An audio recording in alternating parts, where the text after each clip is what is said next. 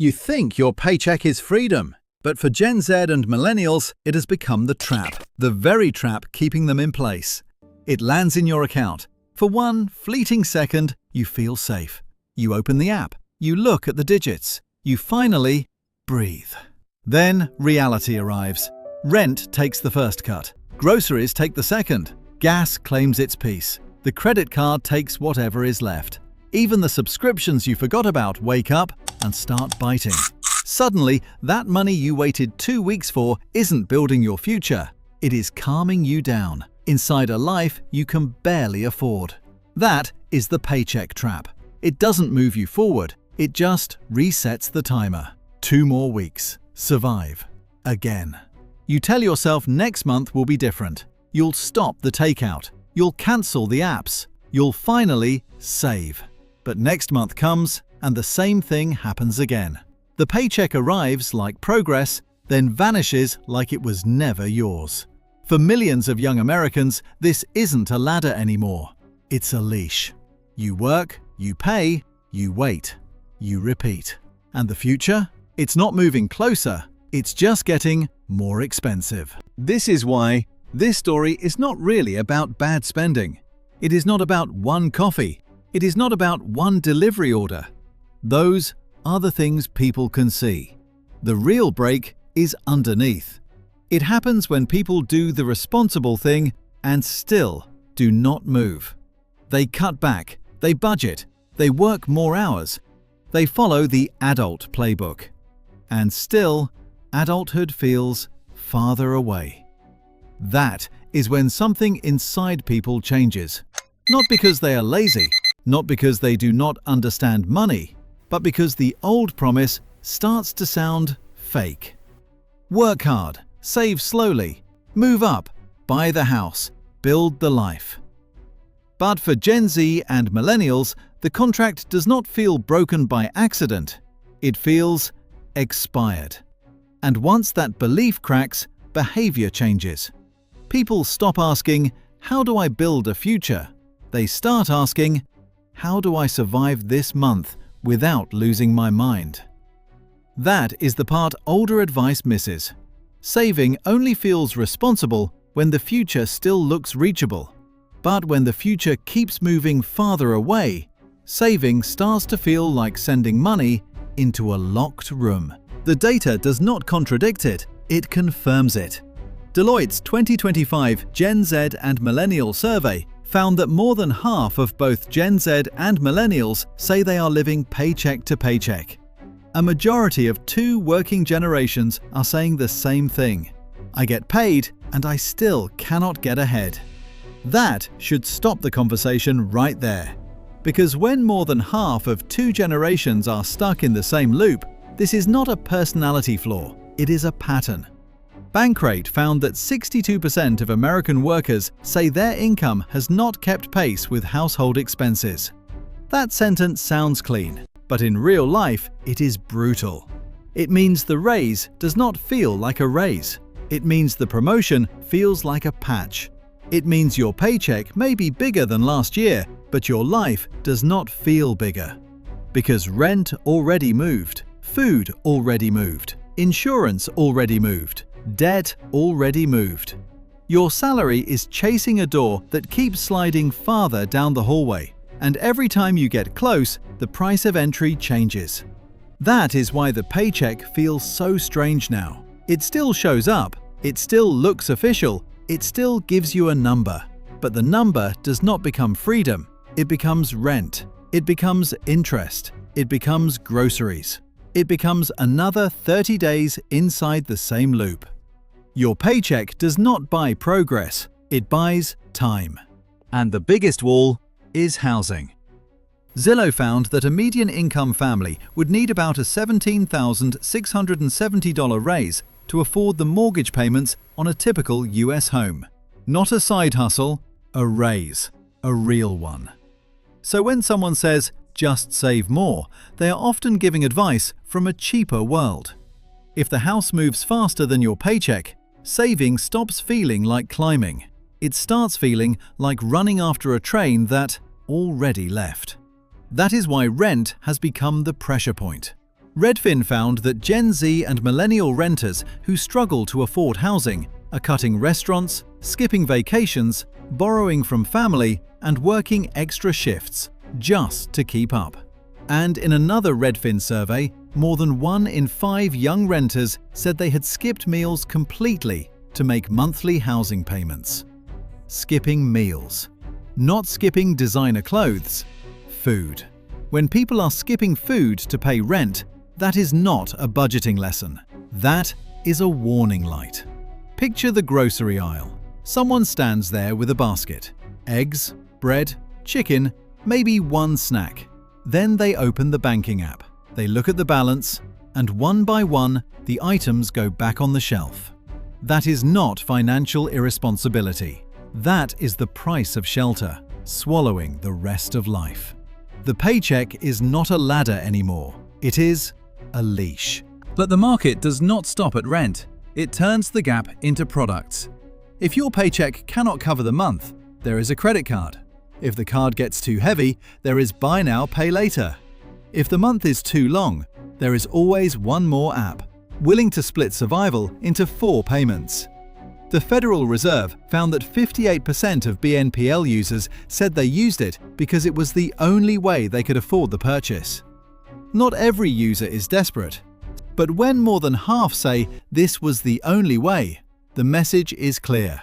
The paycheck is not covering the distance, so the distance gets financed. 4 smaller payments, a softer trap. That is how debt becomes normal. A grocery bill here, a balance that never fully dies, a minimum payment that looks small until it becomes permanent.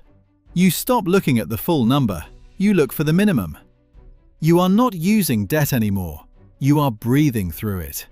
And when debt becomes oxygen, adulthood turns into financial suspense.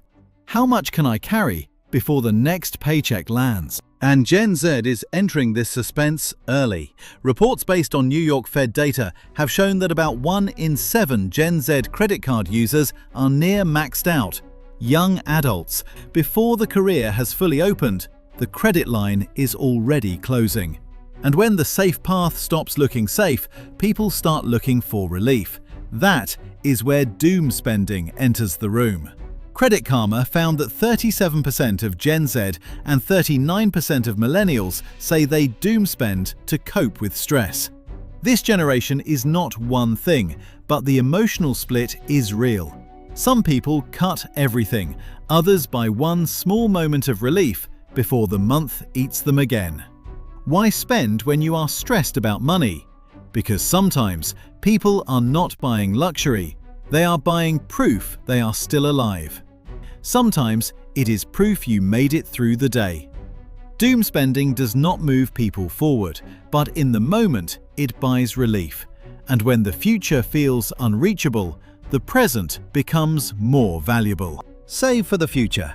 But if home ownership feels impossible, if the entry-level job barely opens, if every raise gets swallowed before it becomes freedom, then saving starts to feel like sending money into a locked room. So some young people take the gamble. Northwestern Mutual's 2026 Planning and Progress study found that many Gen Z respondents interested in high-risk assets are drawn toward crypto, sports betting, and prediction markets because they feel financially behind. They believe those options offer a faster path than traditional methods. And the scary part is not that young people love risk. The scary part is why risk starts to feel rational. When the ladder disappears, the casino starts looking like a shortcut. It is a warning about why gambling starts to look logical when the normal path stops working. It is worse. I care about money so much that the slow path feels like it cannot save me. People are not rejecting the future because they are careless. They are rejecting the old path because the old path stopped paying them back. And while all of this is happening, the job market adds another layer. LinkedIn's 2026 Grads Guide found that US entry-level hiring declined year over year. And 44% of Gen Z said not having the right network was the biggest barrier to landing an entry-level role. But now, the bottom feels crowded, filtered, and harder to access. You are told you need experience, but the job that gives experience wants experience. You are told to network, but network often means access you were never born with. You are told to be patient, but patience is expensive when rent is due now. Then AI enters the background, but it is adding fear to a market that already feels unstable. For a graduate trying to get a first real chance, even the idea that entry-level tasks can be automated changes the mood. The door already felt narrow. Now it feels like it might be disappearing. A job no longer automatically feels like the beginning of a life. Sometimes it feels like a subscription to survival. The paycheck arrives and the loop resets.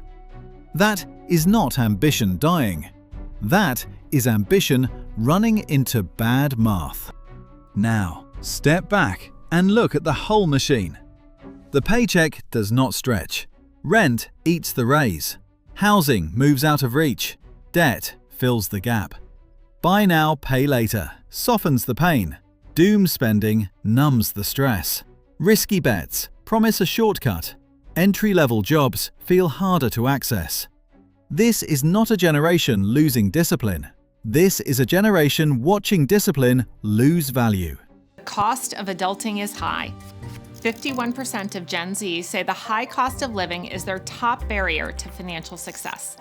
And 35% say their monthly spending is higher than expected now that they're financially independent. And with all that pressure, it's no surprise that 1 in 3 are feeling stressed about money. Not that people stopped working, they are working. Not that people stopped caring, they care too much. They can see the math, and the math is telling them an ugly story. You can be employed and stuck, responsible and behind, paid and still not progressing. You can have a paycheck and still not have a future. This is not a budgeting problem. This is the price of adulthood, outrunning the reward for working. That is why paycheck trap is not just a phrase. It is the feeling of getting paid and realizing the money already belongs to someone else. Your landlord, your lender, your grocery bill, your insurer, your last emergency, your next emergency. By the time you touch the money, everyone has already written their name on it.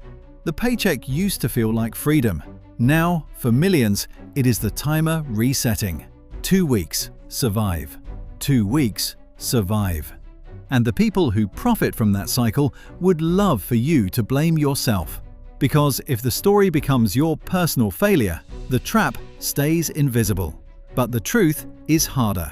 Gen Z and Millennials are not broke because they forgot how to budget. They are broke because the price of adulthood rose faster than the reward for working.